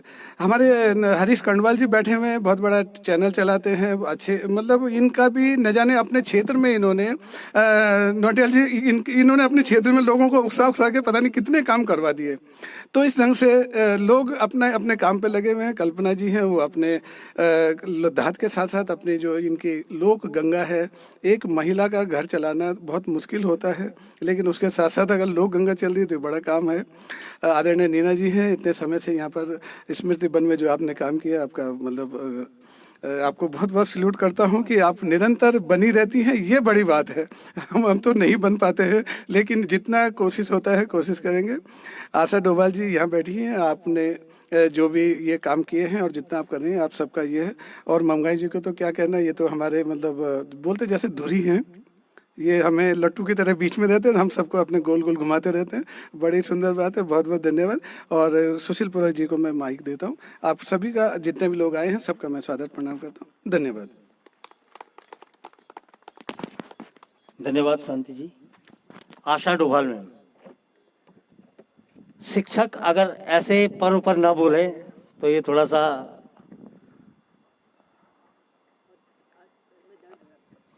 कोई बात नहीं, दर्द धाद में आकर के सारे दर्द। मैं एक चीज बताऊं, मैं लाइव भी चल रहा है, मैं एक सच आपको बताता हूं। मैं बीपी का पेशेंट था और दवाइयां खाता था। मैं भाई साहब से कई बार जिक्र करता हूं, लेकिन जब से मैं स्मृति वन से जुड़ा हूं, मुझे तब से बीपी की कोई दिक्कत ही नहीं है और मेरी तब से दवाई बंद हो गई है ना। तो मैं कई साथियों को ये बोलता भी हूँ कि ये थेरेपी भी है और हम लोगों को इसके बीच में लगभग आना चाहिए हर अल्टरनेट डेज पे अपने दुख दूर करने के लिए, क्योंकि आदमी के पास तो समय नहीं है सुनने के लिए। तो पेड़ पौधे ही तो बचे हैं जो हमारी विपदा को आपदा को सुनते हैं, कभी हरा होते हैं, कभी पीला होते हैं, कभी सूख जाते हैं, उनके भी वो विचार हैं। तो हमें इनसे भी कई चीज़ें सीखने को और समझने को मिलती हैं। तो मैं माइक सौंपता हूँ आशा डोभाल मैम को। धन्यवाद पुरोहित जी। हमारे धात के अध्यक्ष जी नवानी जी और इस धात संस्था के जितने भी सदस्य यहाँ पर आज उपस्थित हैं, आप सभी को तहे दिल से इस 75वें गणतंत्र दिवस की हार्दिक बधाई, शुभकामनाएं। गणतंत्र दिवस के विषय में सभी ने सब कुछ बोल दिया है, मैं तो क्या बोल पाऊंगी। एक हमारा जो झंडा है इसकी रक्षा हम हमेशा करते रहें, ये झंडा हमारा हमेशा निरंतर ऐसे ही लहराता रहे।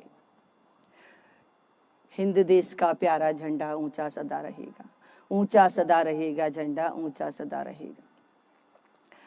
और धात के मैं स्मृति वन में आज आई हूँ इस तिरंगे को लहराने के लिए। मैं पहले शायद पहली बार है मेरा ये यहाँ आना स्मृति वन में, क्योंकि अक्सर मैं अभी तक जब तक जॉब में थे तब तक तो स्कूलों में ही झंडा लहराया जा रहा था। उसके बाद से भी जिस स्कूल में मैं थी वहाँ पर मैडम बुला लिया करती थी तो मैं वहाँ चली जाती थी, तो मैं यहाँ पर नहीं आ पा रही थी। लेकिन आज मेरा मन हुआ कि आज मैं स्मृति वन में ही जाऊँगी, क्योंकि काफ़ी टाइम से मैं छोड़ रही हूँ। तो आज स्कूल को छोड़ा, आज स्मृति वन को जोड़ा साथ में। और ये धात संस्था का एक हम अपना भाग्य समझते हैं कि हम इस संस्था से जुड़े हैं और हमेशा जुड़े रहेंगे। ये हमारा संकल्प है कि हमेशा इससे मिलकर के काम करते रहेंगे, क्योंकि जो हमारा देश है, कहते हैं ना कि देश की रक्षा करना, हम जिस भी रूप में कर रहे हैं, काम कर रहे हैं, अपने काम को ईमानदारी से कर रहे हैं, वो देश की रक्षा करना है। और समाज सेवा से बड़ा कार्य तो कोई है नहीं। इस समाज सेवा से जुड़ने के लिए ही मैंने धात को ज्वाइन किया है। और मैं उसका से नवानी जी तो हैं ही हैं, लेकिन ममगाई जी और उनियाल जी जो थे जिन्होंने मुझे आगे बढ़ाने का काम किया है कि आप आइए। मैंने उनसे बात की कि भाई मुझे संस्था में आना है, रिटायरमेंट के बाद घर में नहीं बैठना है, खाली बैठे तो बेकार हो जाएंगे। और अगर अपने आप को, सबसे बड़ी बात है कि अपने आप को अगर स्वस्थ रखना है, जैसा कि अभी पुरोहित जी ने बताया, कि तो इससे बड़ा काम कोई नहीं हो सकता। ये पेड़ हैं और ये पेड़ों से अभी हम कितने सारी हमें प्राणवायु हमें यहाँ से मिल रही है, ये हमें ऑक्सीजन दे रहे हैं। स्कूलों में जुड़ने का जो काम है, स्कूलों में से बच्चों से प्यार है, तो काम भी स्कूलों से ही कर रही हूँ। और उन बच्चों का जो प्यार हमें मिलता है और उन बच्चों के साथ में जो आनंद हमें आता है, वो शायद हमें कहीं नहीं मिलता। और मैं चाहूँगी कि निरंतर इस कार्यों को मैं करती रहूँ।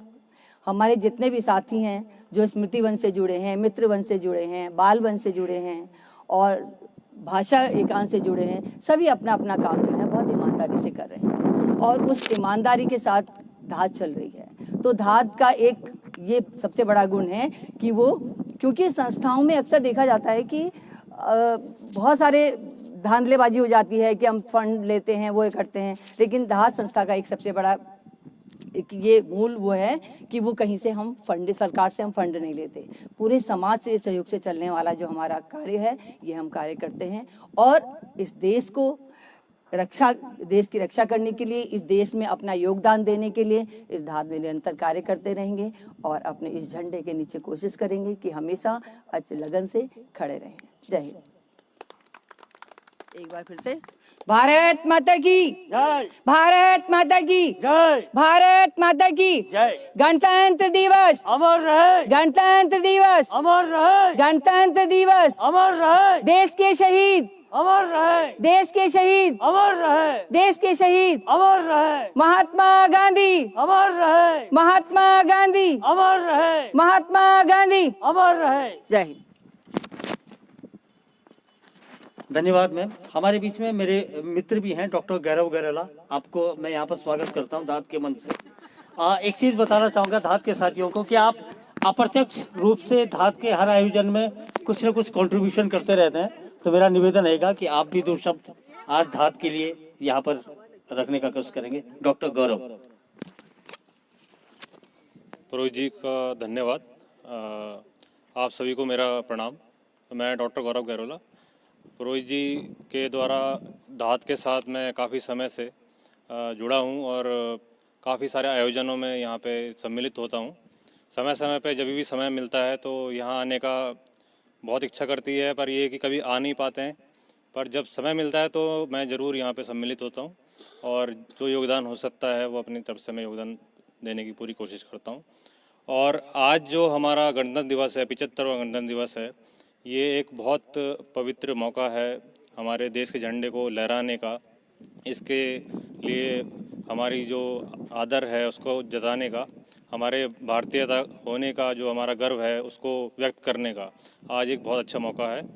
और इस मौके पे मैं आप सभी को शुभकामनाएं भी देता हूं कि हमारा देश इसी प्रकार से आगे बढ़ता रहे, उन्नति करता रहे और जो 75 साल हमारे पीछे जो गुजरे हैं वैसे ही हमारे आगे अनेकों कई 100 साल हमारे और अच्छे तरीके से इस तरीके से गुजरते रहें और इस झंडे के नीचे हम हमेशा अपने आप को गौरवान्वित महसूस करते रहें और अपने देश के लिए कुछ ना कुछ योगदान हम अपने अपने स्तर पे एक अपने खुद के व्यक्तित्व के द्वारा एक कुछ ना कुछ योगदान इसकी उन्नति के लिए करते रहें, क्योंकि हम इस देश के नागरिक हैं और हमारा इसमें योगदान बहुत ज़रूरी है। हमारा जो राज्य उत्तराखंड है ये एक उभरता हुआ राज्य है जो कि एक बहुत नया राज्य है। इस उत्तराखंड राज्य की जो नींव रखी गई थी वो हमारे पहाड़ी समाज को ध्यान में रखते हुए नींव रखी गई थी और आज के समय पे हम अगर पीछे मुड़ के देखते हैं तो काफ़ी सारी चीज़ें हमें ऐसी दिखती हैं जो हम उत्तराखंड बनाने का जो हमने सपना व्यक्त किया था उस सपने से हम थोड़ा सा दूर जाते हुए दिख रहे हैं। पर हमारे जैसी संस्थाएं हैं, जैसे धात इसमें काम कर रही है, हमारे पहाड़ी जो मूल हैं उसकी तरफ लोगों को बढ़ाने का काम कर रही है। तो इस तरीके से हमें सभी लोगों को इसमें जोड़ के अपनी भावनाओं को लोगों तक पहुँचा के इस तरीके से हमें खुद अपने राज्य को भी एक उन्नत राज्य की तरफ बढ़ाना है और अपने मूल को साथ में लेकर चलते हुए, ना कि हम एक मॉडर्नाइजेशन की तरफ बढ़े। मॉडर्नाइजेशन को हम उस स्तर तक लाएं जो कि हमारे जो पहाड़ी मूल हैं उसको भी उसमें सम्मिलित करते हुए मॉडर्नाइजेशन को साथ में लेके चलें। तो मेरा यही आप सभी से रिक्वेस्ट रहेगी कि आप लोग इसी तरीके से इस तरीके के प्रोग्राम करवाते रहिए, जिससे कि हम जैसे लोग जो इसमें सम्मिलित होकर काफ़ी बहुत कुछ सीखते हैं आप जैसे व्यक्तित्वों से और हम भी इसमें कुछ ना कुछ योगदान देते रहें, मौके मौके पे हम लोग आते रहें। ऐसा समय हमें भी मिलता है कि हम भी इसमें लगातार योगदान देते रहें, जिससे कि हम अपने समाज को, अपने देश को आगे बढ़ाने में अपनी पूरी कोशिश करते रहें। और मैं अपने वाक्यों को अंत देना चाहूँगा। मैं इस पौधे को बहुत देर से देख रहा था। जो पौधा हमारे सामने एक छोटा सा पौधा खिला हुआ है, उसमें फूल भी उगा हुआ है। यहाँ पे हम लोग सभी चल रहे हैं पर वो पौधा फिर भी वहाँ पे खड़ा है और अभी भी वो फूल जो उसका उगा हुआ है वो बहुत सुंदर लग रहा है।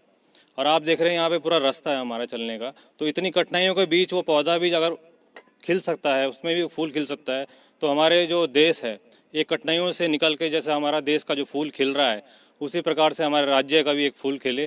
कठिनाइयों से हम आगे बढ़ें और अपने खुद के व्यक्तित्व को हम इस तरीके से उभारें कि हमारा जो व्यक्तित्व है वो पूरे देश ना होके पूरे दुनिया में एक उजागर हो। हमारे व्यक्तित्व, पहाड़ी व्यक्तित्व का एक पूरे देश में उसकी उजाला फैले। तो बहुत बहुत धन्यवाद देना चाहूँगा आप लोगों का, मुझे इस मंच पे अपने वाक्य, अपने शब्द रखने का बहुत बहुत धन्यवाद। जय हिंद, जय भारत, जय उत्तराखंड। आपको बताना चाहूँगा कि गौरव जी कई कार्यक्रमों में अप्रत्यक्ष और प्रत्यक्ष रूप से शामिल होते रहते हैं। जैसे शांति जी की एक कविता है, मैं अक्सर दोस्तों के बीच में बोलता हूँ कि डाला लुगुन डाला ये लेने लगन कि हम ये का फल खो नहीं खो। तो वैसे ही डॉक्टर गौरव जी का भी रहता है कि मैं आपके कार्यक्रम में आऊँ ना आऊँ, लेकिन ये पैसे का सदुपयोग वहाँ पर आपकी संस्था में होगा। तो इस तरीके से भी हमारे साथ धात में कई लोग जुड़े हुए हैं। तो आज मेरा इनसे रिक्वेस्ट, आप आइए और प्रत्यक्ष रूप से हमारे इसमें शामिल होइए। तो स्वागत है आपका धात परिवार में। लक्ष्मण जी, दो शब्द आपकी तरफ से। अब औपचारिक कार्यक्रम नहीं है, अब अपनी बात रखने का वो है। धन्यवाद पुरोहित जी। परम आदरणीय अध्यक्ष साहब और सचिव साहब, आदरणीय यहाँ पे जो पधारे हुए हैं सभी।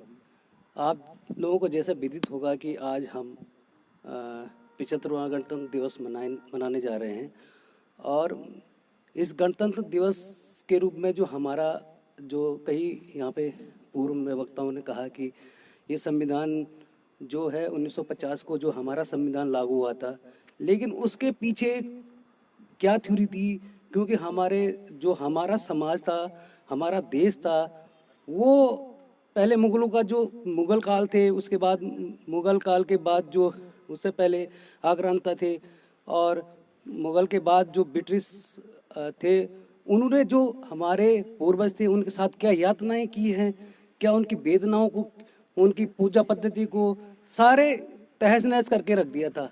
लेकिन जो हमारे समाज में जो हमारे पूर्वज थे, उन्होंने एकत्र होकर उन्होंने सोचा क्यों न एक ऐसा समाज का निर्माण किया जाए कि जो हमारे आने वाली पीढ़ी जो है, हमारे आने वाली पीढ़ी को एक ऐसा समाज दिया जाए कि वो समाज जो हमारे पीढ़ी जो हम झेल रहे हैं, जो यातना हमने झेली है, चाहे वो मुगलों से झेली है, चाहे वो ब्रिटिश शासन से झेली है, उस यातना को हम वो जो यातना है हमारे आने वाली पीढ़ी जो है ना झेले।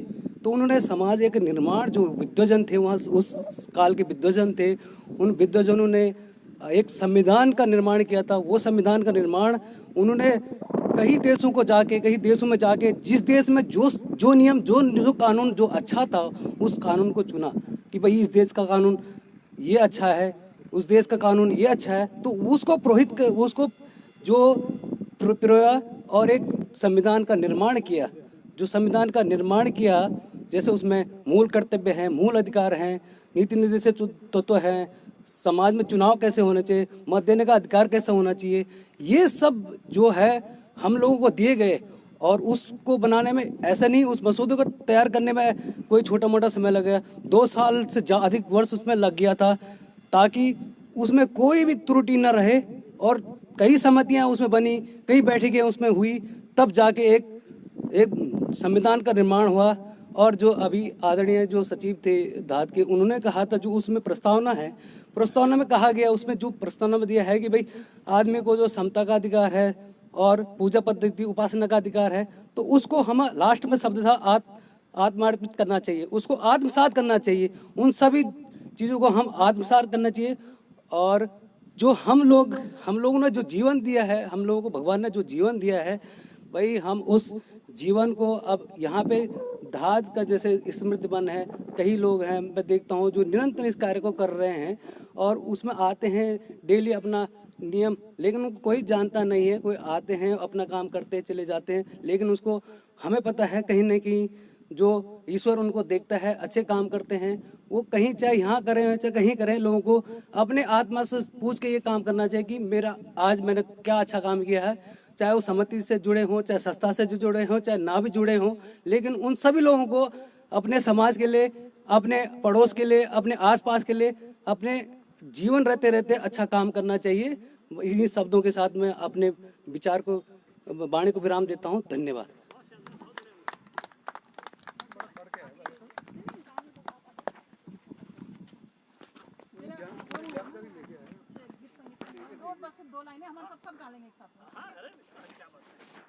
सिर्फ 2 लाइनें नहीं बस सब गाएंगे साथ में ना।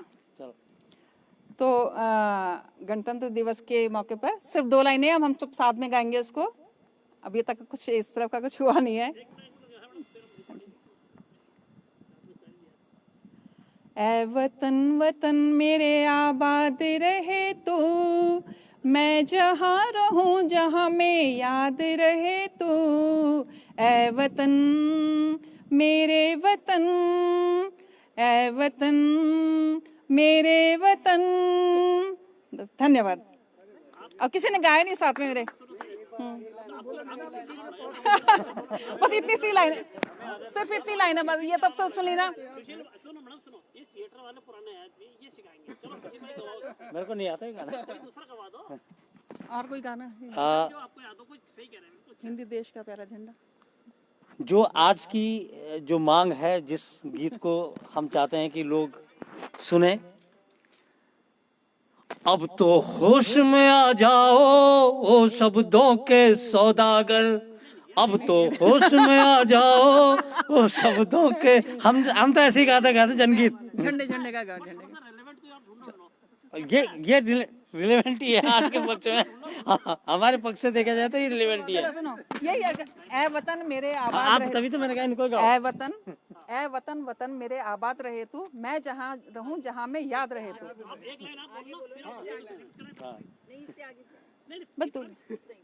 ए वतन वतन मेरे आबाद रहे तू, ऐ वतन वतन मेरे आबाद रहे तू, मैं जहाँ रहूं जहाँ में याद रहे तू। मैं जहाँ रहूं जहाँ में याद रहे तू। ऐ वतन मेरे वतन,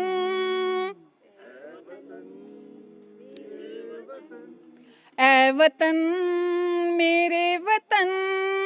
ऐ वतन मेरे वतन। धन्यवाद। अभी नवानी जी आ रहे हैं, उनसे पंचम स्वरों को सुनाएंगे। तो अगर कोई साथी बोलना भी तो है आपने। नहीं नहीं फिर ना तो क्या, अरे सब अपना प्लेज कर रहे हैं, क्या मेरे ख्याल से बोलना चाहिए। अरे नहीं नहीं क्या हो गया, ये संकल्प हमारे, हम साल भर काम कर रहे हैं, तो हमने आज ये अब बोलने का दरअसल मेरे पास कुछ ऐसा है नहीं, मैं तो स्मृति वन के लिए ही बोल सकती हूँ। कुछ भी आप सबका आभार है जो यहाँ आप आए हैं, और स्मृति वन को आप सबका सहयोग मिला तभी ये इतना हमारा विकसित हो चुका है। और ये देश की एक बहुत बड़ी सेवा है। आज के समय में मुझे तो ऐसा लगता है कि जिस तरह से हम एक एक सांस के लिए कुछ टाइम बाद कोरोना में हमने जैसे देखा कि एक सांस के हम लोग जूझ रहे थे ऑक्सीजन के लिए, तो ये सबसे बड़ा मेरा तो योगदान स्मृति वन के लिए। तो सबसे गुजारिश है आप यहाँ पे आएँ और हम इस देश को हर तरह से, ऐसा नहीं एक ही तरीका नहीं है हमारे पास इस देश को सुंदर बनाने का या इस देश की रक्षा करने का, और सब अपने अपने तरीके से थोड़ा थोड़ा योगदान दे रहे हैं। तो हमने ये योगदान का अपना तरीका चुना है, और बहुत बहुत धन्यवाद आप सभी का। विशेषकर हमारे जो तन्मय मंगाई जी हैं, हमें इतनी ऊर्जा हमारे अंदर भरते हैं, जगह हम थोड़ा सो भी जाए तो हमें जगाने का काम ये करते हैं। तो बहुत बहुत धन्यवाद आप सबका, शुक्रिया। स्मृति वन को मेरी एक ज़िंदगी का हिस्सा बनाने के लिए इसमें आप लोगों का ही योगदान है, मेरा तो इसमें कुछ भी नहीं है। बस एक रास्ता हमें मिला है धात के रूप में, तो ये रास्ता हमारे साथ में बना रहे हमें, और इस तरह की बहुत सारी जो है रास्ते हमें मिले आगे, क्योंकि स्मृति वन हमारा काफ़ी विकसित हो चुका है, और जिनमें भी इसने योगदान दिया बहुत बहुत दिल से मेरा आभार है सबके लिए। धन्यवाद।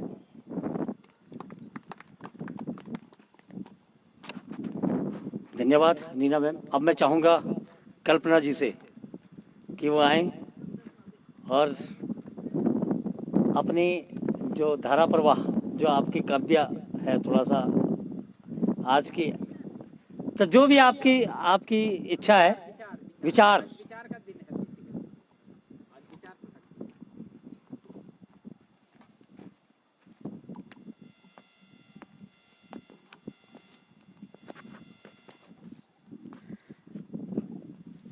तो सभी उपस्थित जनों को मेरा प्रणाम, आदरणीय नवानी जी को मेरा सादर प्रणाम, और आप सभी को आज के गणतंत्र दिवस की बहुत बहुत बधाई एवं शुभकामनाएं। जैसे कि आपको विदित है कि आज के दिन हमारा संविधान बना था, और उसी का प्रतीक रूप है जो हम ये झंडारोहण कर रहे हैं। ये तो एक प्रतीक मात्र है, लेकिन मैं आज उन लोगों को भी बहुत शिद्दत से याद करती हूँ जिन्होंने इस देश की आज़ादी के लिए, देश के निर्माण के लिए अपनी प्राणों के निछावर किया है। उन बुद्धिजीवियों को मैं याद करती हूँ जिन्होंने कहीं ना कहीं रूप से अपना योगदान किया है। और उस समय मैं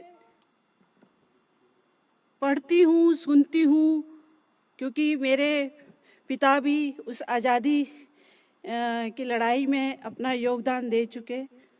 वो स्वतंत्रता संग्राम सेनानी रहे हैं और बहुत अच्छे के कवि रहे हैं। उनकी रचनाओं को जब मैं पढ़ती हूँ आज भी, तो मुझे बहुत, मतलब उस समय का जो कवि था, जो उनका लेखन था, वो सही मायने में अपने देश के लिए, अपने समाज के लिए लिखता था और उसको वो अपने आचरण में भी लाता था। वो जो लिखता था वो जीता था, जो जीता था वो लिखता था। तो मैं उस आज के दिन में उनको भी याद करती हूँ और मैं आज या जब से मेरी समझ हुई है और या कहूँ कि जब से मैं धाद में जुड़ी हूँ, क्योंकि महिलाओं का अमूमन अपना फर्स्ट प्रायोरिटी में अपना परिवार होता है। वो चाहकर भी जो उसके मन में चल रहा होता है वो चाहकर भी उस रूप में नहीं दे पाती है अपने समाज के लिए, अपने देश के लिए अपना योगदान। मेरी पारिवारिक पृष्ठभूमि ऐसी रही है कि मैं कुछ समय वहाँ से चुरा कर मैं देती हूँ। हालांकि मेरी परिस्थितियाँ कभी नहीं बन पाती है, लेकिन जब से मैं धाद में जुड़ी हूँ तो मुझे बहुत गर्व महसूस होता है कि चलो मैं धाद के माध्यम से मैं कुछ एक समाज के लिए कुछ, या अपनी जो मेरे अंदर चल रही थी जो एक पीड़ा रहती है तो मैं कुछ कर पाऊँ। और मैं कुछ टाइम में धाद में काफ़ी सक्रिय रही हूँ, जो भी मेरे से बन पड़ा मैंने अपना समय श्रम दिया और अब कुछ साल से मैं नहीं मैं दे पा रही हूँ, परिस्थितियाँ ऐसी बनी हैं। लेकिन मैं यहाँ धाद में जितने भी इससे जुड़े हैं और जितने भी ये धाद की जो चल रहे हैं इसमें एकांश में जो ये जिस मुद्दों पे काम कर रही है, जिस विषय पे का, तो मुझे बहुत गर्व होता है। हालांकि मैं उसमें उतना नहीं मैं कर पा रही हूँ, लेकिन मुझे ये गर्व होता है कि जो भी धाद कर रही है वो अच्छे विषयों पे काम कर रही है और उस समाज के लिए काम कर रही है जिससे हम चाहते तो हैं, लेकिन हम उसको उस तरह से वो नहीं कर पाते, क्योंकि अकेला आदमी कुछ नहीं कर सकता, ये तो सबको मालूम है। सामूहिक रूप में ही उसका कुछ परिणाम सामने आता है। जो एक धाद एक सामने एक उदाहरण है हमारे, और यहाँ पे जितने भी साथी जुड़े हैं उन सब के अंदर कुछ ना कुछ प्रतिभा है, जो वो अपनी प्रतिभा को यहाँ पे अपना योगदान करता है उसका। और ये मुझे बहुत अच्छा है कि एक परिवार के रूप में मैं देखती हूँ सबको। हम चाहे एक साल में मिलते हैं लेकिन बहुत अच्छे से मिलते हैं, एक आत्मीय भाव से मिलते हैं। और ये मैं क्योंकि मैं जहाँ पे रहती हूँ वो बहुत पॉश इलाका है, बहुत बड़े बड़े मकान हैं, बहुत पूंजीपति आदमी हैं, लेकिन मैं उनको इंसान नहीं मानती हूँ जिनके अंदर संवेदना नहीं है। मैं आप लोगों के अंदर इतनी संवेदना देखती हूँ, तो मेरे लिए आप लोग बहुत बड़े एक बहुत मायने रखते हैं।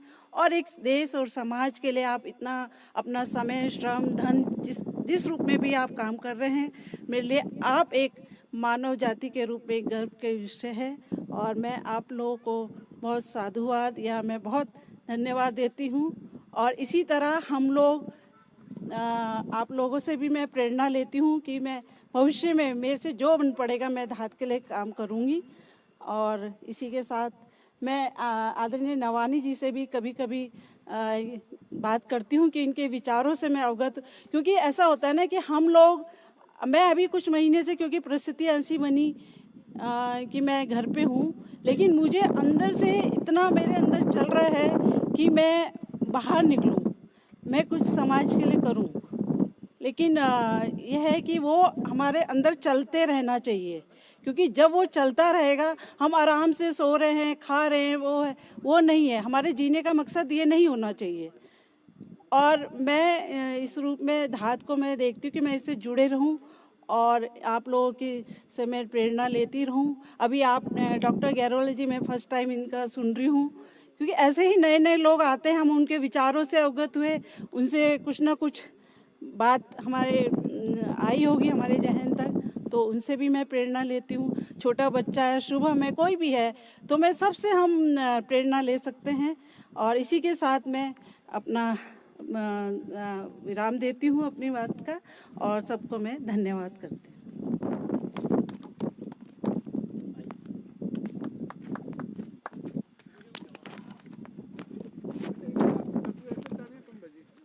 और कोई हमारे साथी? तो मैं चाहूंगा अब शुभम जो बहुत कम बोलता है, कैमरे के पीछे रहता है। और अच्छा, थपलियाल जी से, उससे पहले कि मैं थपलियाल जी से निवेदन करूंगा कि वो आए और अपने विचारों से हम सबको अवगत कराएं। धन्यवाद। सबसे पहले आप सभी को 75वें आज रिपब्लिक डे की बहुत बहुत बधाइयाँ। मैं सभी महानुभावों से को बहुत बहुत बधाई और शुभकामनाओं के साथ आज पहली बार स्टेज पे आया हूँ बोलने के लिए। ना कोई राजनीतिक पार्टी है मेरी, ना कोई राजनीतिक पार्टी है मेरी, ना मेरा कोई बड़ा नाम है। गर्व है मुझे अपना उत्तराखंडी होने का, क्योंकि मैं जाति से हिंदुस्तानी हूँ तो मेरा देश हिंदुस्तान है। जय हिंद। मैं आर्मी से पृष्ठभूमि से जुड़ा हूँ। मैं आर्मी ऑर्डिनेंस से एज ए सूबेदार मेजर रिटायर्ड आया था क्लरिकल जॉब से, और 32 साल मैंने देश को, इस तिरंगे को यूनिफॉर्म में सल्यूट दिया। आज भी मुझे अपने यूनिफॉर्म पे गर्व है। उसके बाद मैं यही सोचा, नौकरियां प्राइवेट मिलती रही, इसमें कोई मज़ा नहीं आया। यहाँ पर आकर के मुझे बड़े बड़े गुरुदेव आदरणीय नवानी सर, आदरणीय नौटियाल सर, आदरणीय जुयाल सर और सभी महानुभाव जो धात में थे, उनके सहारे, और इसमें मेरा बहुत बड़ा रोल रहा है तो मेरी छोटी बहन प्रेमलता जी का, जिन्होंने मुझे फेसबुक के माध्यम से इसमें जोड़ा। जुड़ने के बाद मेरे को पता लगा कि आदरणीय जुयाल जी कुछ सामाजिक कार्यों में जाते हैं, जो कि मेरी बहुत अच्छी मतलब मैं पहले से ही इसमें रहा हूँ। चाहे कोई हॉस्पिटल में गिर रहा हो, रोड में गिरा हो, मैं हमेशा सबसे पहले मदद करता हूँ अपने सारे काम छोड़ के। बच्चे का बर्थडे था एक बार, बहुत पुरानी याद आती है, तो ऑफिस में मुझे कोई काम पड़ गया, दूसरे को इमरजेंसी छुट्टी जाना पड़ा, तो मैंने कहा यार बच्चे का बर्थडे तो हर साल आएगा, जब तक मैं जिंदा हूँ मैं मनाऊंगा, तुम अपने पहले घर को देखो। उसके बाद यहाँ आने के बाद जैसे ही मैं गया तो कितना अच्छा मौका, क्योंकि मेरी बेटी नहीं है ना मेरी बहन है, और मुझे मिला मौका। आज शायद 14 लड़कियों की शादी में मैं गुरुदेव के साथ एक साथी बन के गया था, लेकिन गुरुदेव ने मुझे, आदरणीय जुयाल जी ने मुझे सारथी बना दिया।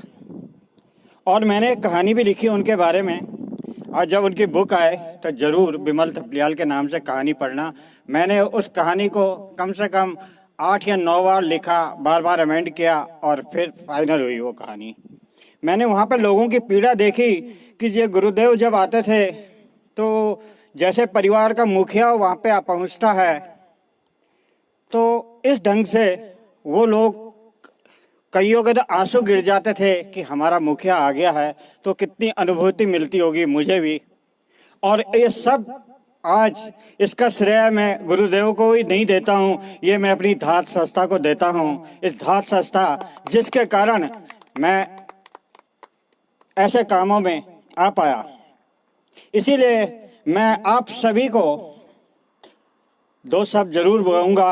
आप वो दरिया हैं, आप सब वो दरिया हैं जिन्हें अपना हुनर मालूम है। आप सब वो दरिया हैं जिन्हें अपना हुनर मालूम है। जिधर भी चल पड़ोगे रास्ते बन जाएंगे, रास्ते बन जाएंगे, रास्ते बन जाएंगे। धन्यवाद, धन्यवाद।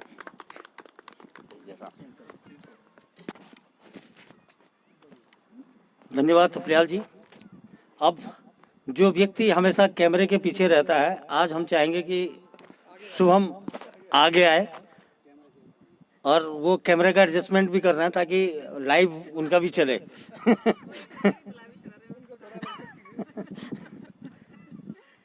तो